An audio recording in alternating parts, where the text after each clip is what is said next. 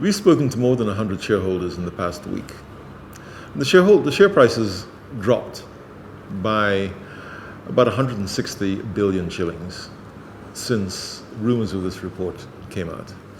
And as we speak to shareholders, they're concerned about a few things. The first one is that having seen their investment in the banking sector dive the way it did after the interest rate capping bill, facing an election year here in Kenya and facing a current drought situation, they're now wondering whether this proposed regulation is healthy for their investment. They can either invest in Kenya or they can invest in the United States. And as you've seen with the Dow Jones, they hit a record high last week or the week before. And so there is a flight of capital, and capital always runs away from stupidity. And what we're seeing is investors losing their confidence in Kenya as an investment destination. We all have licenses, we all had rollout obligations. Today we have invested, and we currently have about 4,000 base stations. I think the question which you need to ask is, why did the other players who have been around in all cases for longer than Safaricom, because we were part of Telcom at one point. When we first came in, Kencell had the license at the same time as us.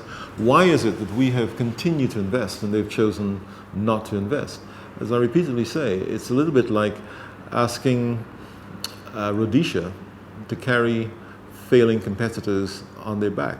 The consequence of this is that this has not become an attractive place for anyone to invest, or indeed for anyone to innovate, if you then are going to be forced to share your investment with those who've chosen not to do so in the past. I read that the consultant consulted with stakeholders. They didn't consult with us. What they did is they sent us an email with some questions and we answered it. They never came back for clarifications. And so whenever people talk about consultations, we are always looking for meaningful consultation.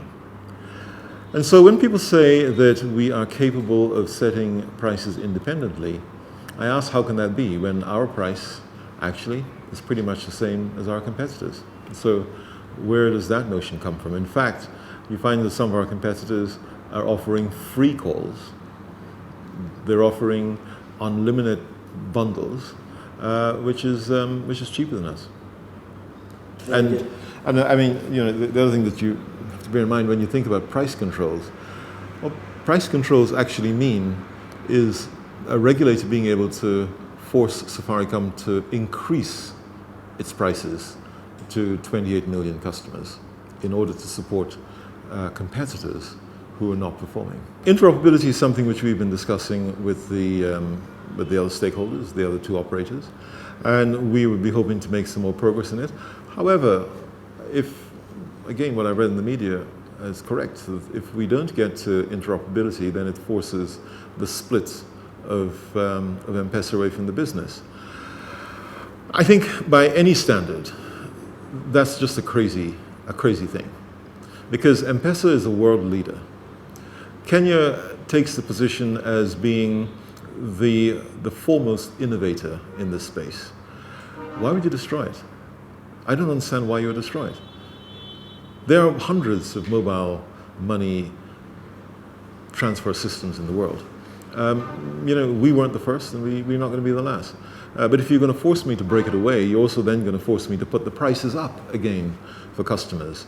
And who does that help? I'm not sure it helps the customers. I think we need to ask ourselves whether these proposed regulations are designed to help our competitors or whether it's designed to help consumers. We're all for being regulated to protect the rights of customers. The policymaker, which is government, have made their position clear on this issue, and that is that, and I'm guessing they've seen the report, but they clearly do not recommend or support the breakup of this company without just cause. And I don't believe that they've seen the cause. And I welcome the government's intervention on this in a sense, because this is not just about protecting the Safaricom shareholder. And we must remember that the Safaricom shareholders, 35% of them are the government of Kenya, and therefore the taxpayers. We have another 600,000 shareholders who are the Kenyan public. And so for government to step in to protect their rights, I think was the right thing to do. For government to step in to protect the perception of whether Kenya is a safe place to invest or not, I think it was the right thing to do, because 160 billion shillings in a matter of 2 weeks is a really, really serious issue. It's not the what, it's the why, and in some cases, the who. And so you have to ask yourself, what is the motivation behind splitting Safaricom? And who is motivating behind splitting Safaricom? There's been no logic, and certainly the things that I've seen on TV, the debates that I've seen in Parliament, I haven't seen anything which suggests that there is a good reason for splitting Safaricom. What I have heard is people say that we're offering banking products without a license, which is a lie, because KCB and CBA are offering banking products and they're licensed to do so. I've heard it said that Safaricom is 70% owned by Vodafone. That's a lie. Vodafone owns 40%, the government owns 35%, and 25% is on the free float. I've heard it said that Safaricom is getting into the taxi business. That's also a lie.